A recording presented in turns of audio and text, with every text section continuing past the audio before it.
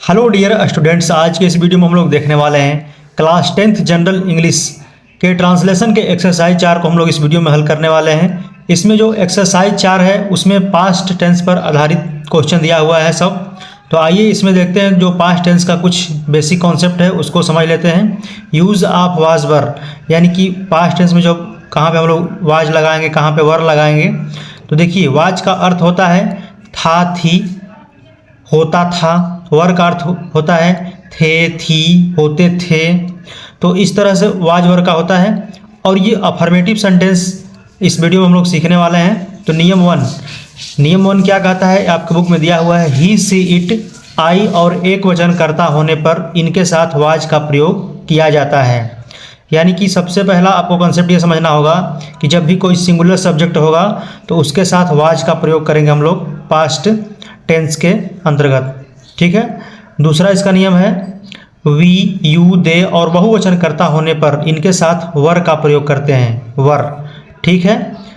अगला जो इसका एग्जाम्पल दिया हुआ है इसमें, इसको पहले समझ लेते हैं, उसके बाद इसके एक्सरसाइज को हम लोग हल करेंगे। एक व्यापारी बड़ा ईमानदार था।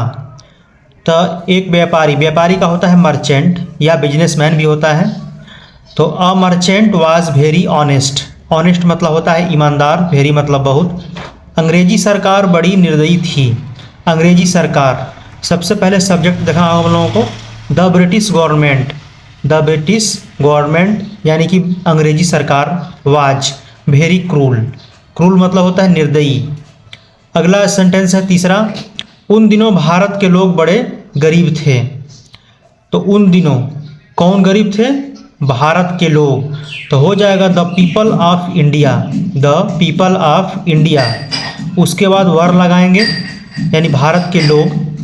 तो the people of India were very poor those days, यानी इन दोज डेज में लगाएंगे तो भी सही होगा, दोज डेज लगाएंगे तो भी सही होगा। यानी कि उन दिनों में, इसका क्या सेंस मिलेगा?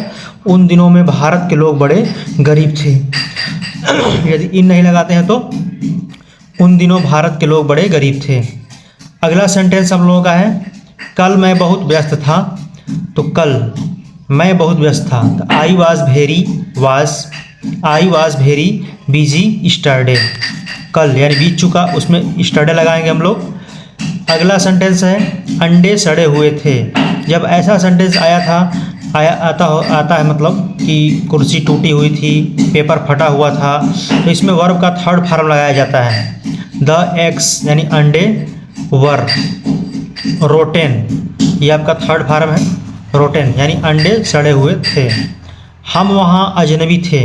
हम वहाँ अजनबी थे।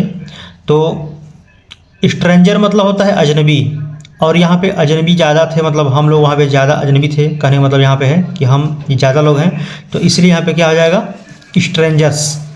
तो वी वर स्ट्रेंजर्स देयर, मतलब वहाँ क्या थे? अजनबी थे। अगला सेंटेंस हम लोग का एक्सरसाइज 4 से संबंधित है। पहला इसमें क्वेश्चन दिया हुआ है, वह बूढ़ा आदमी बड़े बुरे मिजाज का था। यानी कि जो बूढ़ा आदमी था बहुत बुरे मिजाज का था।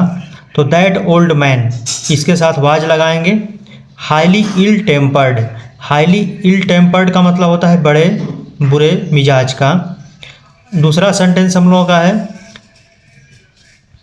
यह एक भयानक दृश्य था। This was a horrible scene. This was a horrible scene. Horrible मतलब होता है भयानक, सीन मतलब दृश्य।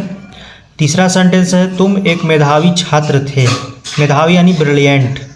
You were a brilliant student. ठीक है। तो यू के साथ वर का प्रयोग करते हैं हम लोग। चौथा सेंटेंस हम लोगों का है, यहाँ पे चौथा सेंटेंस है, वे हमारे निकट के संबंधी थे।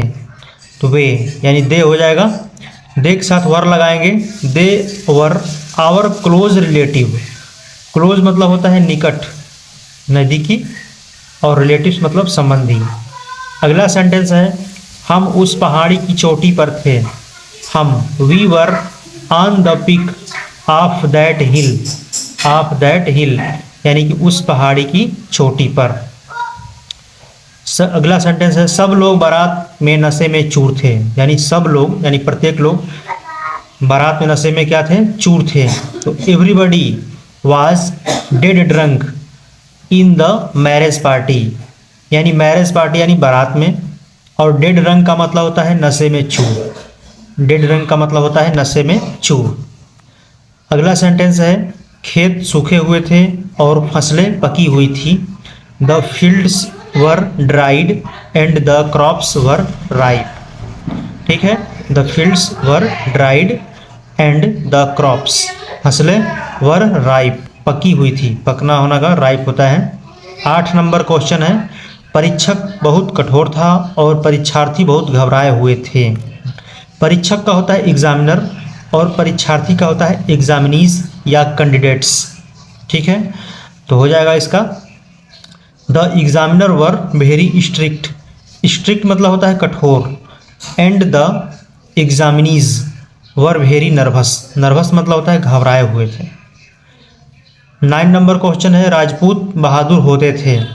द राजपूत्स वर ब्रेव, मैं पूरे होश में था। I was in perfect sense, perfect sense का मतलब पूरे होश में। तो मिलते हैं इसके नेक्स्ट वीडियो में, धन्यवाद।